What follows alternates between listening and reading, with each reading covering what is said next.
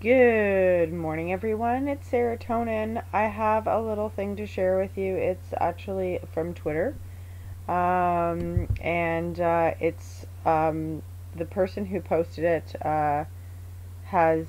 first of all, number one, I'm going to put the link to this posting in the description box below, but I just really want you guys to hear this straight away. It's pretty incredible. So I'm going to play each video. It was divided into 4 videos. There's a slight overlap in between each one, and I'm going to do my best to try and make this as seamless as possible, so please bear with me, and I apologize in advance if I don't manage to do this. But anyway, here we go. Okay.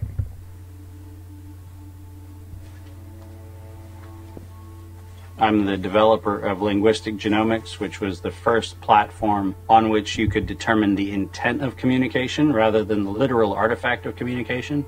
But we've also used that technology for a number of other applications in defense and intelligence and finance, and most notably in the early 2000s, my company was responsible for bringing down what was at the time one of the largest tax frauds in U.S. history. We maintained a series of inquiries into every individual, every organization, and every company that is involved in anything that either blurs the line of biological and chemical weapons or crosses that line in any of 168 countries. In 1999, there were 1 million patents digitized by IBM. And those 1 million patents were the first time human innovation had been put into an electronic digital searchable format. We took that information and we did a very simple exercise using our linguistic genomics technology, where I made the horrific assessment that approximately 1/3 of all patents filed in the United States were functional forgeries, meaning that while they had linguistic variations, they actually covered the same subject matter. In 1999, patents on coronavirus started showing up, and thus began the rabbit trail. March 2003, panic grips Hong Kong as a deadly new virus sweeps through the city. In 2003, the Center for Disease Control saw the possibility of a gold strike, and that was the coronavirus outbreak that happened in Asia. They saw that a virus they knew could be easily manipulated was something that was very valuable, and in 2003 they sought to patent it. And they made sure that they controlled the proprietary rights to the disease, to the virus, and to its detection, and all of the measurement of it. We know that Anthony Fauci, Okay.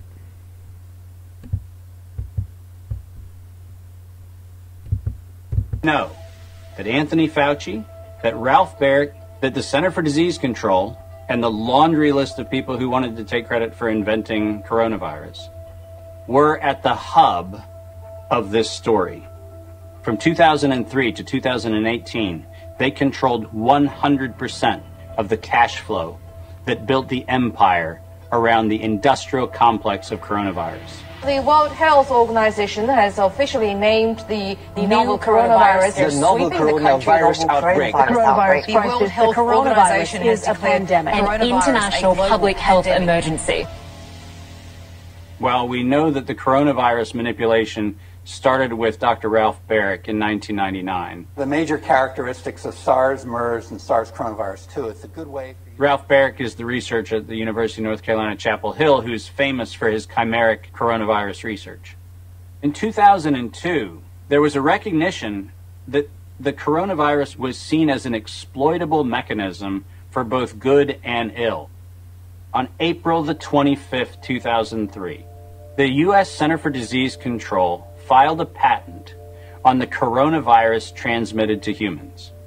Under 35 U.S. Code Section 101, nature is prohibited from being patented. Either SARS coronavirus was manufactured, therefore making a patent on it legal, or it was natural, therefore making a patent on it illegal. If it was manufactured, it was a violation of biological and chemical weapons, treaties, and laws. If it was natural, filing a patent on it was illegal. In either outcome, both are illegal. In the spring of 2007, the CDC filed a petition with the Patent Office to keep their application confidential and private. They actually filed patents on not only the virus, but they also filed patents on its detection and a kit to measure it.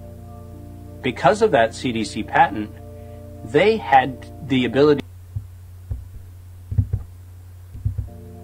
In the spring of 2007, the CDC filed a petition with the Patent Office to keep their application confidential and private.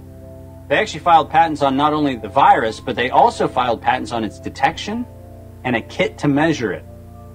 Because of that CDC patent, they had the ability to control who was authorized and who was not authorized to make independent inquiries into coronavirus.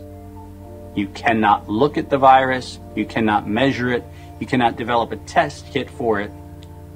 And by ultimately receiving the patents that constrained anyone from using it, they had the means, they had the motive, and most of all, they had the monetary gain from turning coronavirus from a pathogen to profit.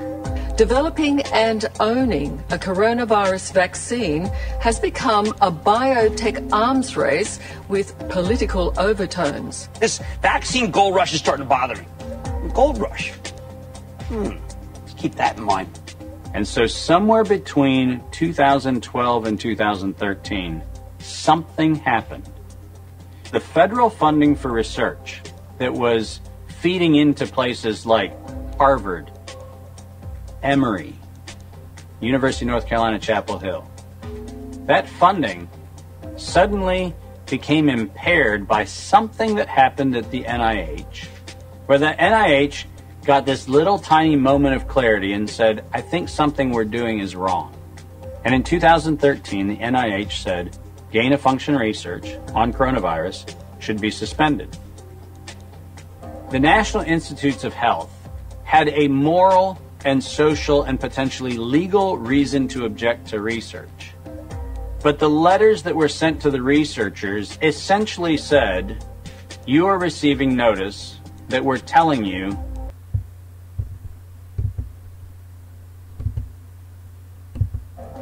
keep going. But when the heat gets hot in 2014 and 15, what do? You offshore the research. You fund the Wuhan Institute of Virology to do the stuff that sounds like it's getting a little edgy with respect to its morality and legality. But do you do it straight way? No. You run the money through a series of cover organizations to make it look like you're funding a U.S. operation, which then subcontracts with the Wuhan Institute of Virology. The U.S. could say, China did it. China could say, the U.S. did it. And the cool thing is, both of them are almost telling the truth. Pretty crazy stuff. So, like I said, this is Twitter. This was a series of Twitter posts, as you probably could tell by the presentation. And the link is in the description box below. It seems as though there's more information available, and if you actually go to the Twitter post, the Twitter feed, you will see at the end there it says, and I'll actually post. I'll put it in the description box below as well. There's a link to a website, so you might want to go check that out too. So yeah, thanks for listening, guys, and please feel free to share this information, and especially if you are on Twitter, if you are better at technology than me, which would be literally 99% of you out there, then find a way to share this, because it's pretty incredible. Anyway, lots of love to you, and talk real soon. Okay, bye for now.